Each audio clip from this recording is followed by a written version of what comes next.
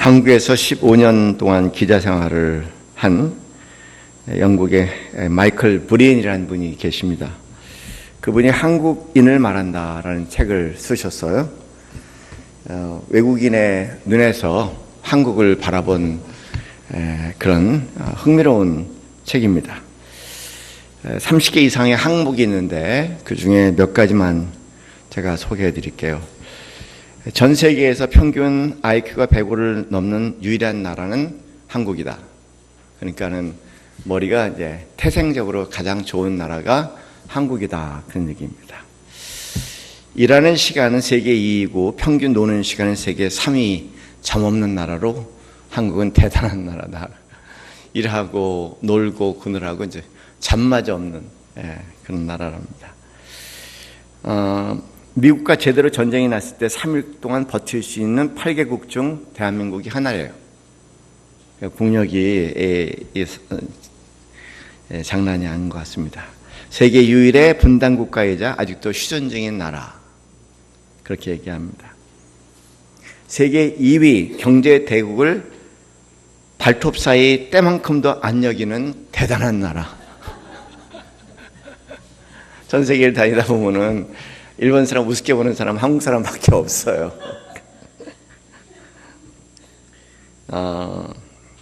노약자 보호석이 있는 5개 중 하나인 나라. 여성부가 존재하는 유일한 나라. 이렇게 되어 있습니다.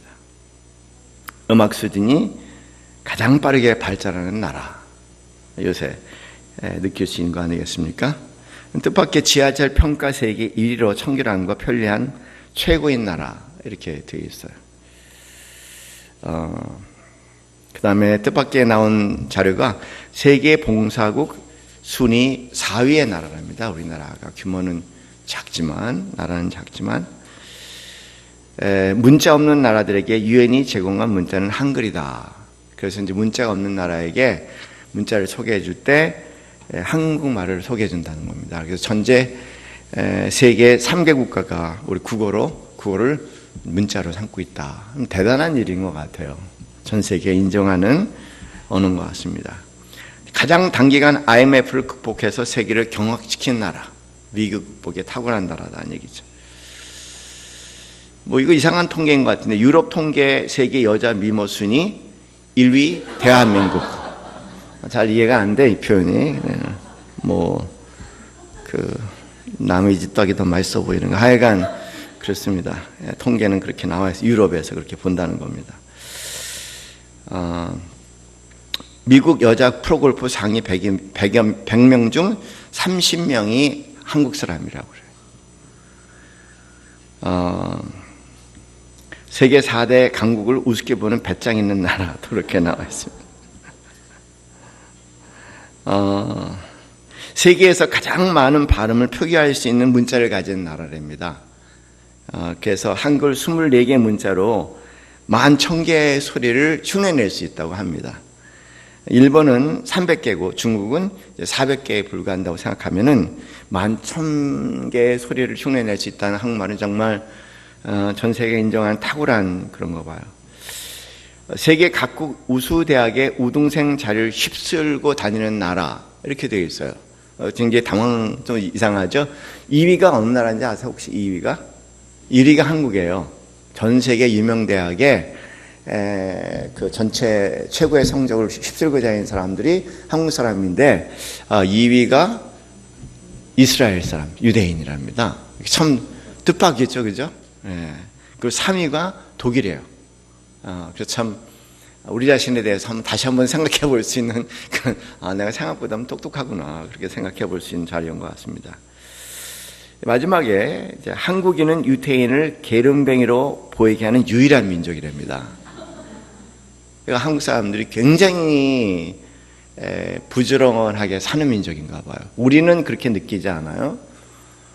저는 이제 제가 어르신을 섬기고 있는 홍정일 목사님 참 부지런한 분이시다고 생각하는데 어느 날 차 타고 이렇게 어딜 같이 갔다 오는데 저한테 갑자기 고백하듯이 나같이 게으른 목사 없다고 그렇게 얘기하셔갖고 정말 할 말이 없었습니다. 그럼 나는 뭐야? 뭐 그런 거 있잖아요. 도대체 한국 사람들은 굉장히 부지런하게 열심히 살면서도 본인이 이제 그렇게 사는 걸 잘 모르는 특이한 나라는 것이 전 세계에서 한국 사람들을 보는 그런 눈치입니다.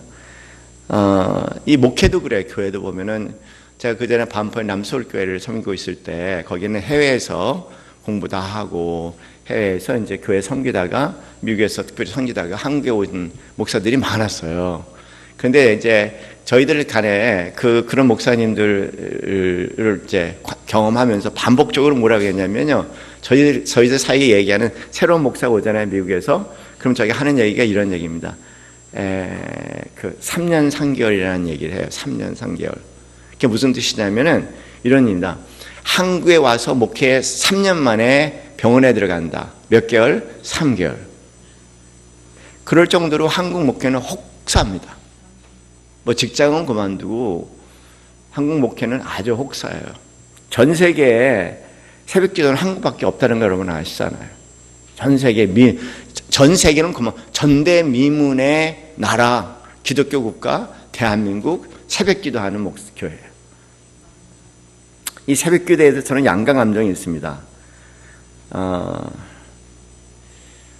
새벽 기도 싫어요. 그러면서 좋아요. 그래서 이제 양가 감정이 있다는 겁니다.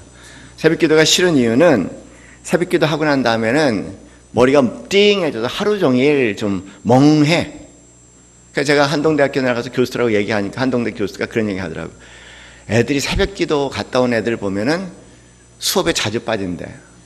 찾아오라고 하면 자고 있다는 거예요. 뭐라고 얘기를 해야 될까? 제가 이제 그분들하고 얘기하면 한국 교회 목사님처럼 책 안 읽는 교회 목사는 없습니다. 얘기하죠. 그래서 이제 뭐 아침 새벽 기도하고 그 다음에 머리가 띵한데 무슨 책이 읽히겠습니까? 저는 이제 교회에 2번 내지 3번 나와요. 새벽 기도. 집에서 일어나는 시간은 항상 그렇습니다. 새벽 기도 제 순서일 때는 4시 20분에 일어나고 제 순서가 아닌 경우에는 5시 반에 일어나요. 꼭 5시 반에 일어납니다.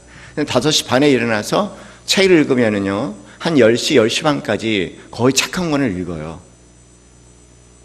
그러니까, 그런 면에서 참, 이 한국 목사님들이 너무나 힘든 게 뭐냐면 이 새벽 기도가 시작한 것은 우리나라가 농촌 문화였을 때 새벽 기도가 시작이 됐어요. 옛날에 여러분 호롱불 초롱불 켜놓고 새벽 기도할 때 그런 밤을 지낼 때는 오래도 안 있었잖아요. 책도 오래 늦게 못 보고. 그러니까 되게 이제 뭐 8시 이르면은 8시 늦어도 9시면 다 잤으니까 당연히 새벽에 일어나지만 요새는 뭐 거의 우리나라 같은 경우는 밤 문화가 찬란해서 저 혼자 집에 자려고 하면 아이들 다 단속시켜 놓고 자야 되는데 그것도 초등학교 때는 몰라도만 중고등학교 때는 그것도 안 되는 거예요. 저 때문에 우리 집이 질식이 될 수는 없잖아요. 그렇죠? 참 그래서 이제 늦게까지 눈 뜨고 있다가 또 새벽에 일어나서 새벽 기도하고 그리고 이제 또 뭐 저 같은 사람은 낮잠을 못 자는 사람, 자고 싶어도 낮잠을 못 자는 사람은 꼬박 자고 싶어도 눈 뜨고 있어야 돼. 그것처럼 또 고문이 없어요. 그런 것처럼. 그러니까 그렇게 생각하면 그렇지만 그래도 또 새벽 기도가 좋은 게 또 새벽 기도를 할 때는 너무 좋아. 너무 좋고 정말 그 새벽 기도 중에 하나님 특별히 만나는 시간들 많고 그 다음에 목회자로서 성도님들을 위해서 기도할 수 있는 유일한 시간이 그 시간이니까 그런 면에서 내 영혼을 굉장히 자유롭게 해준다는 측면에서 참 좋아요.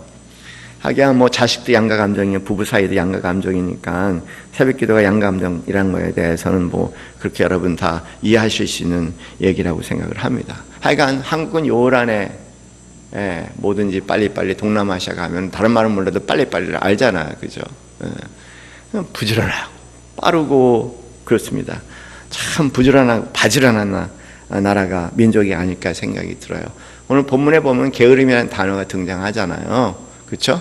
여기 이제 개미를 빗대서 이제 이야기하면서 이제 게으르지 말고 부지런하라 그렇게 얘기하는데 사실 어떻게 보면 이 본문의 말씀은 우리 한국 문화엔 적응이 안 돼. 누가 저보러 좀 더 부지런하세요 얘기하면 저한테 막 욕이 나올 것 같아요.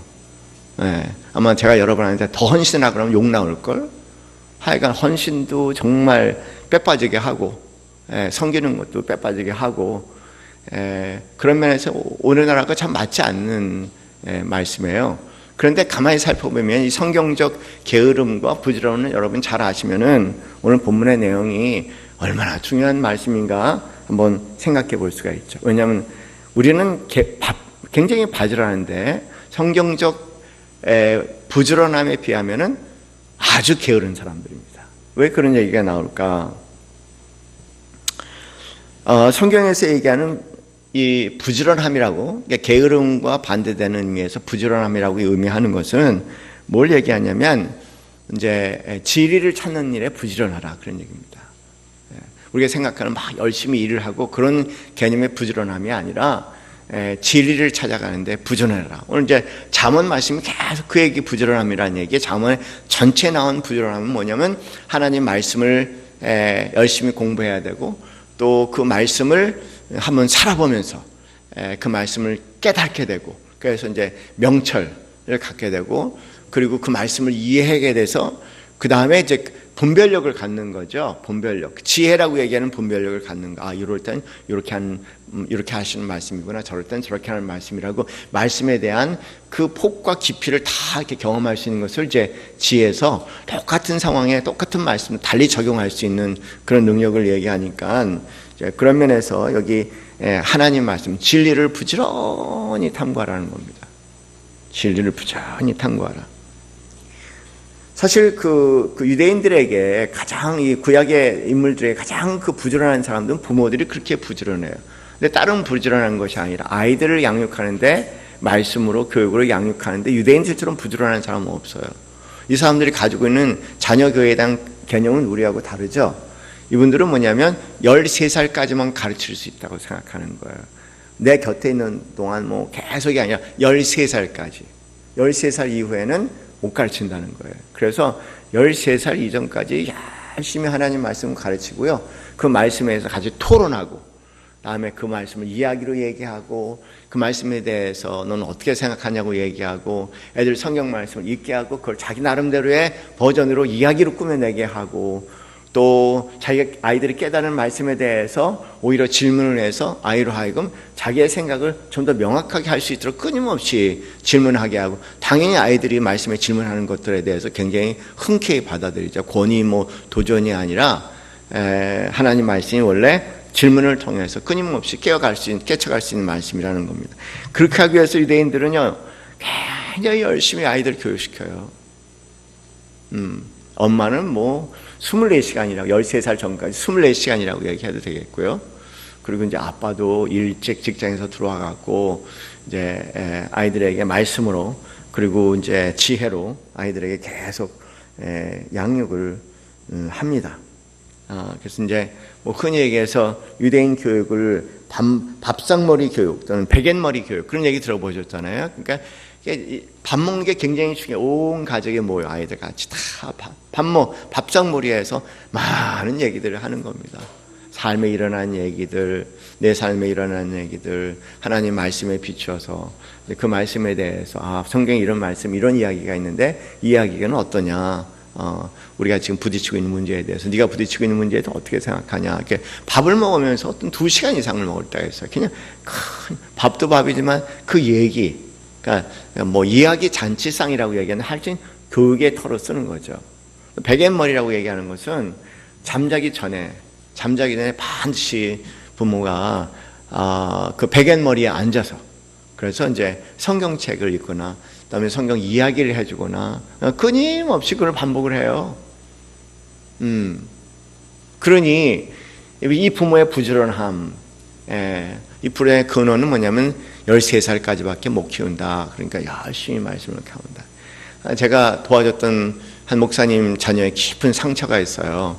어떤 상처냐면 이런 상처예요. 목사님이 목회하시느라고 굉장히 바쁘셔. 한국 목회는 하여간 바빠야지만 뭔가 거룩한 것 같은 신앙하는 목회예요. 엄청나게 바빠. 이제 아이들이 자라면서 아빠하고 놀고 싶어. 놀고 싶어. 어린아이 마음 그럴 거 아니에요. 놀고 싶은데 이제 그날 아빠가 또 교회 갈 때 아빠 오늘 저녁에 가서 꼭 놀아주겨 그랬더니 아빠가 오늘 저녁 일찍 와서 내가 일찍 오는 날이니까 꼭 놀아주겠다고 약속을 한 거예요. 그리고 이제 아빠가 들어왔어. 근데 역시 또 거의 이제 지쳐서 온 거예요. 그랬더니 이제 그래도 아이들은 눈치 못 채고 하루 종일 기다렸으니까 아빠 놀자. 그랬더니 아빠가 내가 좀 잠 좀 자고 나 너무 피곤해서 너희들 못 놀아주겠다. 내가 잠을 자면은 몸이 좀 회복이 되면은 너희 놀아줄게. 그랬어요. 그래 아빠가 들어간 지 얼마 안 돼 갖고 전화가 온 거죠. 그 교회 집사님 전화야. 그래서 아빠를 아빠 전화 왔어요. 그래서 아빠가 일어나. 그래서 저쪽에 전화 소리를 아이들이 들어보니까 이런 소리예요. 그러니까 아마 목사님 지금 시간이 있으세요? 뭐 이런 얘기 했던 것 같아요. 그랬더니 목사님이 예. 지금 시간 많아요. 예. 언제든지 달려갈 수 있습니다. 그리고 호소속 달려가는 거예요. 그때 아이들이 굉장히 큰 상처를 받았어요. 걔네들이 오랫동안 신앙생활 안 했거든요. 안 한 이유는 그놈의 하나님은 우리 아빠를 뺏어간 하나님이고 그놈의 성도들은 우리 아빠를 뺏어간 성도들이고 아빠의 사랑을 다 뺏어간 성도들이라는 겁니다. 참 이게 참 모순이 되는 거예요 지금요. 유대인들은 절대, 구약의 사람들은 절대 안 그렇습니다. 항상 우선이 뭐냐면 아이들을 진리의 말씀으로 아이들을 먹이고 키우고 양육하는데 아주 바지런한 사람들입니다. 우선이 그거예요. 그래서 그런 것들을 이제 여기서 게으르다는 얘기는 단지 그냥 우리가 일을 해서 먹고 사는 문제가 아니라 하나님의 말씀을 배우고 하나님의 말씀을 깨닫고 그런 부분에 항상 부지런한 것을 포함하니까 그런 것들을 성경적 부지런함이라고 그렇게 얘기를 하는 겁니다. 두 번째, 게으름이라고 얘기할 때 이건 우리하고는 굉장히 다른 개념의 게으름입니다. 이 게으름은 뭐하고 관련되어 있냐면 달란트하고 관련돼서 달란트. 유대인들은 구약의 사람들은 오늘 신약의 사람들 우리와 다른 개념을 가지고 있습니다. 그분들은요 자신 구원의 문제는 문제가 아니에요. 우리는 구원의 문제가 굉장히 중요하잖아요. 유대인들은 구원의 문제가 자신들은 우리는 구원의 문제지만 유대인들은 구원의 문제는 아니고 자신들이 이미 선택된 백성이라는 거야. 그냥 유대인으로 태어나면은 옛날에 그랬거든요. 유럽 사회에서 기독교 국가 그렇게 된 경우에 그 나라에서 태어나면은 무조건 기독교인이야. 그런 것처럼 유대인들은 자신들은 선택된 백성이기 때문에 유대인으로 태어난 것 자체는 구원 문제와 관계없이 하나님의 선택된 백성이라는 겁니다. 아담과 하와가 그런 이제 그 금기의 상을 깨친 거에 대해서 우리가 생각하는 것과 굉장히 다른 생각을 해요. 그분들은 아담과 하와가 하나님께 죄를 졌다는 것에 대해서 그건 아담과 하와의 죄고 우리는 그것과 관계없다고 생각하는 사람들입니다. 흔히 얘기해서 우리 기독교가 얘기하는 원죄설은 우리 기독교만 가지고 있는 거예요. 유대인들에게는 원죄설이라는 것이 없습니다. 우리는 선택받은 사람이고. 그럼 유대인들이 죄라고 얘기하는 것은 뭡니까? 여러분 우리가 성경에 이 죄라는 단어에 대해서 원어적인 해석은 하마타스라고 얘기합니다. 하마타스는 뭐냐면 그 관역에 빗나간다는 얘기예요. 관역이 뭘까? 유대인들이 가지고 있는 그 관역은 이런 관역입니다. 우리하고 굉장히 다른 생각이에요.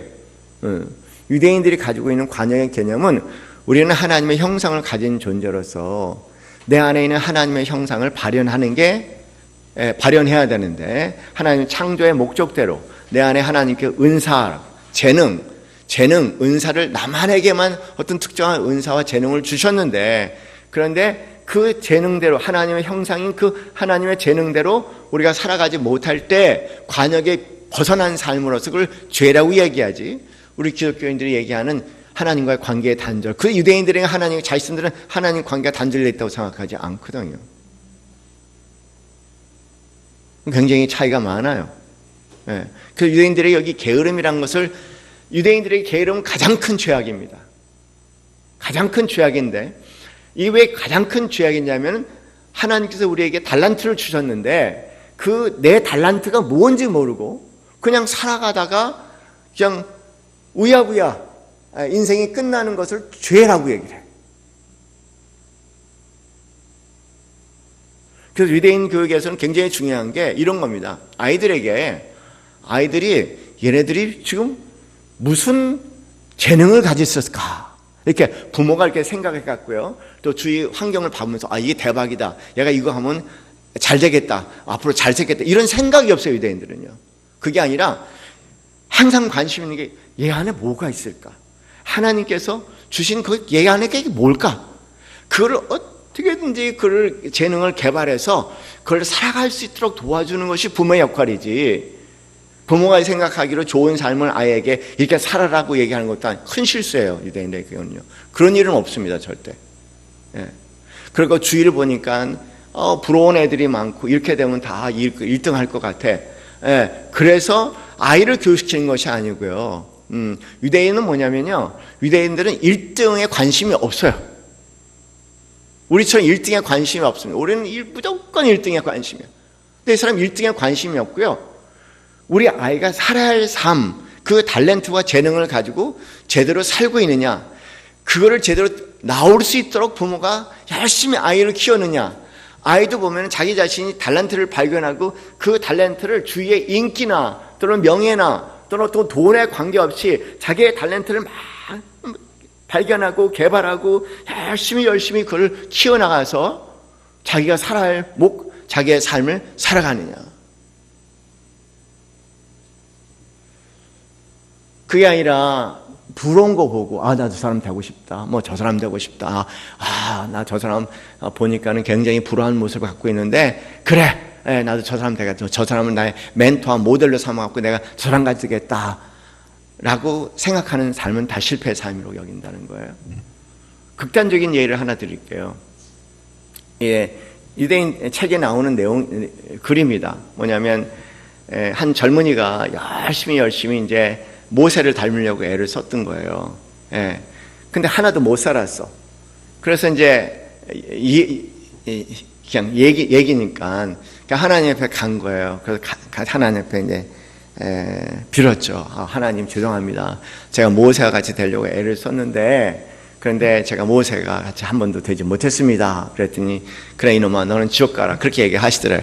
이분은 이제 뭔가 이렇게 고백을 해갖고 아이고 네가 이렇게 하는데, 그러면서 하는 얘기가 이런 얘기입니다. 이런 얘기에 내가 너를 언제 모세 되라고 했냐? 네가 되라고 얘기했지. 내가 언제 너한테 모세 되라고 얘기했냐? 모세가 되게 하려면 모세를 보내지 왜 너를 거기다 보냈냐? 네가 할목이 있는데 왜 모세 흉내를 냈냐? 그게 실패다라는 거예요. 그게 죄라는 겁니다. 아마 우리나라 사람들의 굉장히 낯선 개념인데, 제가 볼 때 안타까운 것은 뭐냐면 이 성경을 볼 때 이런 그 시부리적인 이 구약의 사람들의 어떤 문화적 배경 없이 한국 사람의 개념에서 게으름이라는 단어를, 부지런함이라는 단어를 설교하는 거 보면 참 안타까워요. 엉뚱한 해석이 나오는 거예요. 한국 사람 지독하게 부지런합니다. 한국 사람들이 부지런하라고 얘기하면 욕하는 거예요. 그런 부지런함을 얘기하는 것이 아니라 성경적인 부지런함을 얘기하죠. 여러분 기억나세요? 혹시 예수님 당시에 떠오르는 사건이 하나 있을 겁니다. 예수님 당시에 예수님께서 달란트 비유를 하셨어요. 그렇죠? 예수님께서 달란트 그 비유를 하시면서 한 사람에게는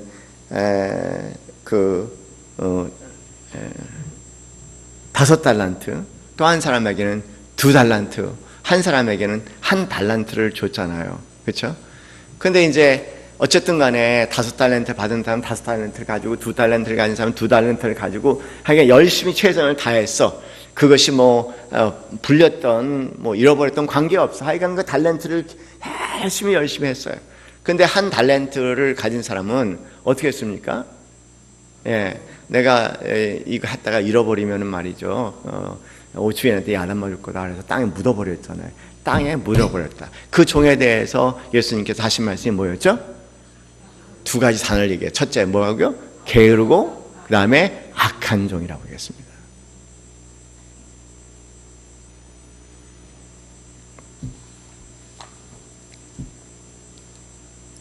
이 전통은요 성경에 계속 이어지고 있어요. 자신이 가진 달란트에 집중을 하고 그걸 개발하라는 겁니다.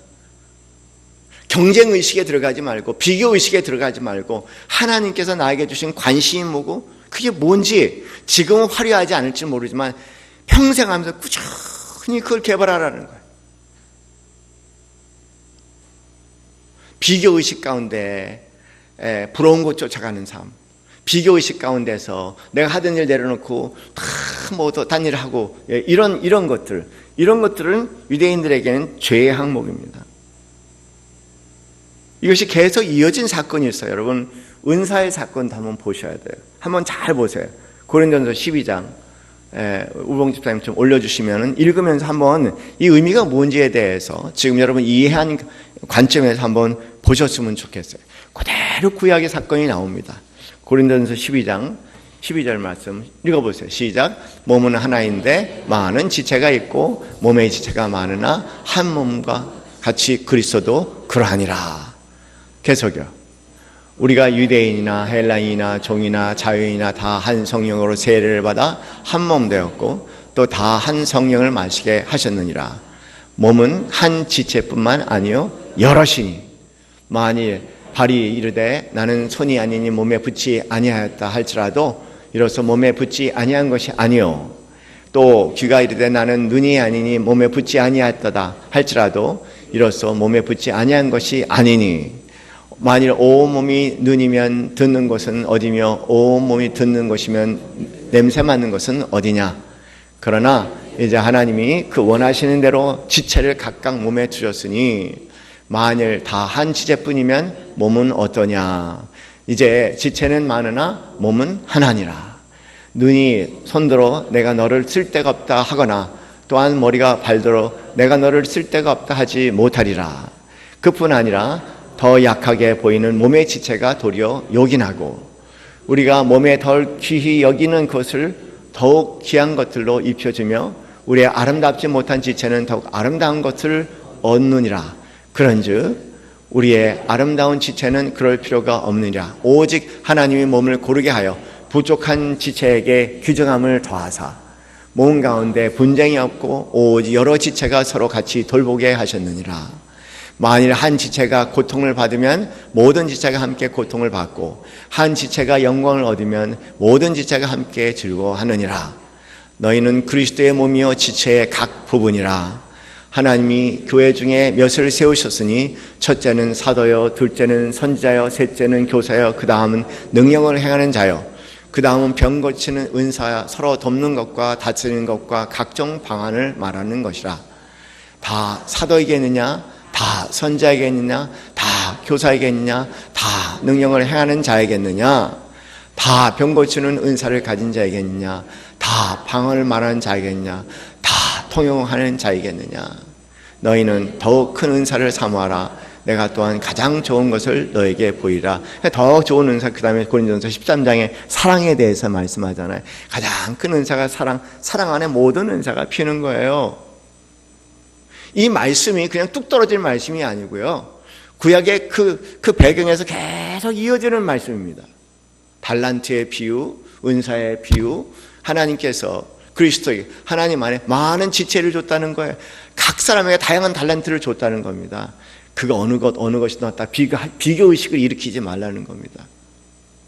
내가 낫다, 네가 못하다, 네가 잘했다 이런 생각을 갖지 말라는 겁니다. 하나님 각자 주신 대로 소신있게 살라는 거예요. 그래서 유대인들은요 전 세계에서 가장 많은 그 노벨 상을 받은 그런 똑똑한 사람들이 나왔잖아요. 창의적이고 개성적인 사람들이에요. 남들이 보지 못하는 것을 보고 생각할 수 없는 것을 생각해낼 수 있는 그런 탁월한 창의력을 가지고 있는 사람들이고요. 그리고 그것도 어느 한 방향이 아니라 각 방향에 경제상, 물리상, 화학상, 사회봉사, 하여간 노벨상도 어느 하나 두 개가 문학상, 그냥 노벨상의 그 다양한 분야를 다 섭렵하면서 다양한 노벨상자들이 나옵니다. 그럼 우리나라 사람들은 부지런하다고 얘기해야 될까? 게으르다고 얘기해야 될까? 여러분 답하세요. 여러분 부지런한 사람 같아? 게으른 사람 같아? 당연히 게으른 사람이죠. 다 1등만 하나만, 공부 하나만.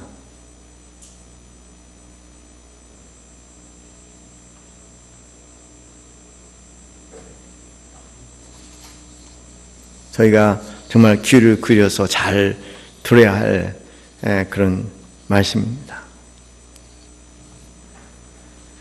세 번째, 이 게으름과 부지런함, 성경적으로 얘기하는 게으름과 부지런함은 뭐냐면 생각의 부지런함, 생각의 부지런함. 이걸 다르게 얘기할게요. 우리는 고정관념을 가지고 삽니다. 우리는 어떤 일이 벌어지면은요, 그냥 자동적으로 뭘 생각하게끔 돼 있어. 자동적으로. 그냥 자동적으로 떠오르는 생각을, 그 생각에 대해서 한번 생각을 해봐야 되는데, 그 생각에 대해서 생각하지 않고 그냥 자동적인 생각이 탁 뭔가 떠오르면은 그걸 그냥 사실처럼 그렇게 믿는 사람이에요. 그래서 그런데 그 생각이라는 게 고정관념에서 나오는 거거든요. 내가 이렇게 살아오면서 아주 그 각인된 고정관념에서 나오는데, 살다가 보면 삶이요, 지금 이게 좀 잘 되면 괜찮아요. 삶이 내가 생각하는 것처럼 되지 않는데도 불구하고요, 아주 고집스럽게 그 생각을 붙잡고 사는 거예요. 이런 사람, 자기의 고정관념에 대해서 한번 삶하고 내가 생각하는 거하고 고정관념하고 내 삶이 일치가 되지 않으면, 삶이 나에게 계속 가르쳐주는 건 뭐냐면, 한번 생각해봐라. 한번 생각해봐라. 네가 생각하는 대로 과연 그런가? 한번 내 자신을 생각해보라고 계속해서 내 삶은, 내 현실은 내 생각에 대해서 피드백을 주면서 계속 도전하고 생각해봐라 하는데, 아주 한국 사람들은 고집스러워요. 이걸 바꾸기보다는 너 바꾸래. 이건 계속. 한국 사람 특징이 뭔지 아세요? 나에게 문제가 있을 수 있다는 생각은 안 해. 어떤 일이면 다 다른 사람 문제야. 다 다른 사람 문제야. 여러분 잘 보잖아요. 자유한국당은 다 누구의 문제예요? 민주당은 다 누구의 문제예요? 어떻게 그럴 수가 있어요? 부부끼리 싸우는 거면 또 다 남편은 다 누구의 문제야? 여러분 대답. 다 누구 문제야? 그 아내는 다 누구 문제야? 부모는 또 자식을 보면 다 누구 문제야? 자식은 부모를 보면 다 또 누구 문제야? 아주 고약해요. 자기가 원인 제공자일 수 있다는 거. 누가 나를 그렇게 시켜서가 아니라 내 생각이 잘못돼서, 내가 현실을 제대로 보지 못해서 이제 조종하라고 계속 삶은 우리에게 삐그덕삐덕한, 계속 조종해보고 생각해보라고 주는데 안 해요. 이거를요. 안 해요. 여러분, 이런 가서 왜 그런 고정관념이 우리에게 생겼을까? 그런 생각 해보셨습니까? 이건 뇌공학자들이 얘기하는 거예요. 왜 우리에게 고정관념이라 생기게 안 바뀌는 고정관념이 생겼을까? 왜냐면요, 뇌는요, 이 에너지를 가장 많이 먹는데, 뇌가. 그 뇌는요, 에너지가 잠시 끊으면 죽어. 그러니까 이 뇌한테는요, 에너지가 생명이야. 그러니까 뇌의 목적은 뭐냐면 어떻게 이제 에너지를 가장 적게 쓰는 거예요. 가장 적게 쓰고자 하는 게 뇌야. 그러니까 뇌는 태생적으로, 제가 말씀드릴게요, 생각하기를 싫어해요. 그래서 뇌는 태생적으로 게으릅니다. 한번 고정관념이 생기면 자동적으로 그 생각대로 살기를 원하지, 이 생각에 대해서 한번 생각을 하는 거, 생각에 대해서 생각만 하고 생각에 대해서 생각하는 말만 생각해서 벌써 골치가 아파.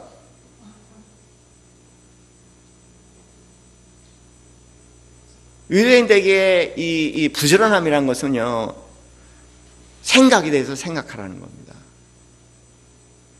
삶에 대해서 일어난 일에 대해서 생각하고, 내 자리에서 생각하면서 하나님께서 네 생각을 조종하고 현실에 맞게, 하나님 창조한 현실에 맞게끔 계속 조종하라고 얘기하는데, 그것을 부지런함이라고 얘기하는 거예요. 그런데 대부분의 사람들은 게으르게 살아. 여기는 가만 놔두고 여기는 가만 놔두고, 이건 너무 쉬운 얘기야. 이것만 바꾸라고.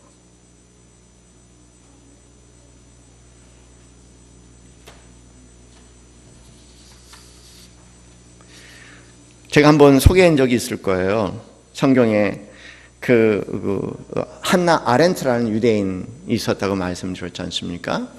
보면은 600만의 유대인들이 2차 세계대전 독일에서 그렇게 처참하게 죽었습니다. 그런데 이유는 뭐냐면, 위에서 명령을 그렇게 하라고 했다는 겁니다. 히틀러가 그렇게 하라고 했다는 거예요. 나는 공무원이야. 나는 공무원인데 위에서 그렇게 하라고 했어. 나는 그냥 다른 생각, 그냥 그렇게 얘기할 수 하는 거예요. 난 죄가 없다는 겁니다. 아이만이 그랬어요. 마지막까지 난 죄가 없다. 왜냐하면 히틀러가 시킨 걸 했다. 그 손에서 참 기묘한 아이디어가 나와갖고, 그 다음에 독가스실을 만들어갖고 떼거리로 사람들을 죽이고, 그리고 난 다음에 큰 화로를 만들어갖고 거기에 그 한꺼번에 수많은 사람들을 죽일 수 있는 것도 다 머리에 끌어낸 사람이야. 근데 뭘 얘기하냐면, 나는 히틀러가 나한테 이런 과제를 줬고 나는 이 과제를 잘 생각해서 가장 효율적으로 유대인들을 죽였고 가장 효율적으로 시체들을 다 소멸시켰다. 나는 죄가 없다. 이렇게 얘기한다는 겁니다. 난 죄가 없다는 거예요. 그 끝까지 나는 무죄라고 주장하다가 죽었어요. 사형 선고로 죽었죠. 근데 독일의 많은 기독교인들이 유대인의 유대인을 죽이는 그 사건에 아무 생각 없이 참여했다는 거예요. 아무 생각 없이. 그걸 뭐냐면 생각의 게으름이라고 얘기하죠. 그래서 성경은 생각의 게으름을 오늘 본문에 악 중의 악이라고 얘기하시는 겁니다. 원래 교만한 사람들은 생각하기를 싫어해. 고정관념에 사로잡혀서.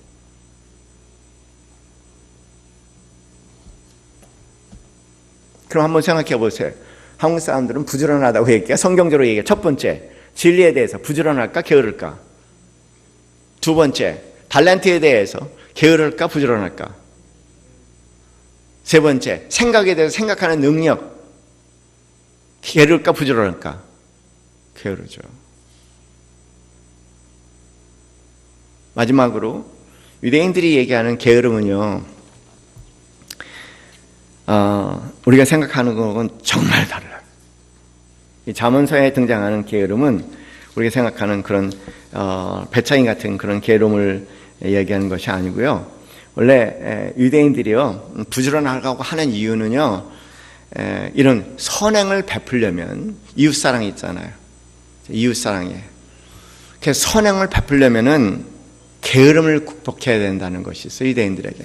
누구에게 선행, 좋은 일을 베풀려면은요, 나도 살고 너도 살아야 되잖아요. 나도 유익하고 너도 유익해야 되잖아. 나만 유익하면 안 돼. 나도 유익하고 너도 유익해야 하기 때문에 부지런해야 된다는 거예요.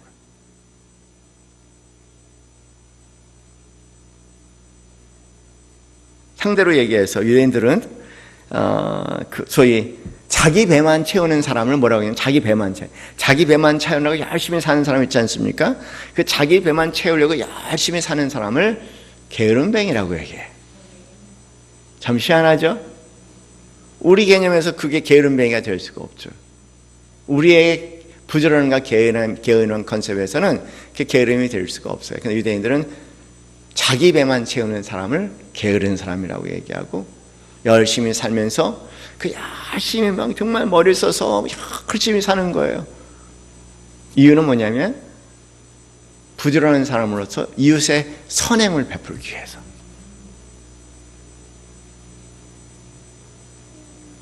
제가 여러분에게 말씀드리고 싶은 것은 오늘 본문을 통해서 여러분에게 여러분이 생각하는 그 부지런함을 내려놓으라 그런 얘기죠. 성경에서 그런 얘기하는 거 아닙니다. 여러분은 이미 충분히 부지런하고, 저한테 여러분이 생각하는 개념으로 부지런하고 얘기하면 제가 가서 뭐라고 할 거예요. 그런 거 저한테 요구하지 마세요.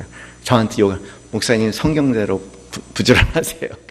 성경대로 부지런하세요. 여러분도 성경대로 부지런하신 성도들 되길 바랍니다. 오늘 읽은 본문 가운데 이 게으르지 말라고 권명할 뒤에 여러 가지 모든 악행을 하는 이유는 그렇게 생각하면 딱 한 단어에 규착이 되는 거예요. 교만하고 중상모략하고 악행을 하라고 사기를 치는 모든 이유는 성경적으로 얘기하면은 뭐에서요? 게을러서요. 여러분, 교만하만 생각해요. 유대인들은 교만을 안 해요. 뭐냐면 나는 이런 걸 가지고 있지만 얘는 이런 걸 가지고 있네, 이렇게 얘기를 해요. 우리는 뭐냐면 내가 가진 것을 가지고 얘는 없으면 그걸 가지고 내가 혼자 잘난 척하는 거야. 그러니까 성경적인 게으름과 성경적인 부지런함을 정확하게 이해하면 교만할 자리가 없죠. 결과적으로 내가 열심히 사는 이유도 내 배만 채우려고 하면 사기가 도덕이 될 수 있지만, 내가 열심히 사는 이유는 이웃의 선행을 베풀기 위함이란다고 생각한다면 그럴 수가 없잖아요.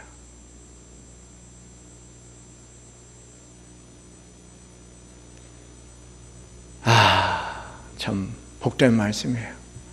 우리 한국 사람들 여기에 귀를 기울이고 잘 생각해 본다면 대한민국에 희망이 있을 거라고 생각하는데, 한국적인 개념의 게으름 갖고는 말도 안 되는 얘기입니다. 우리 기도합시다.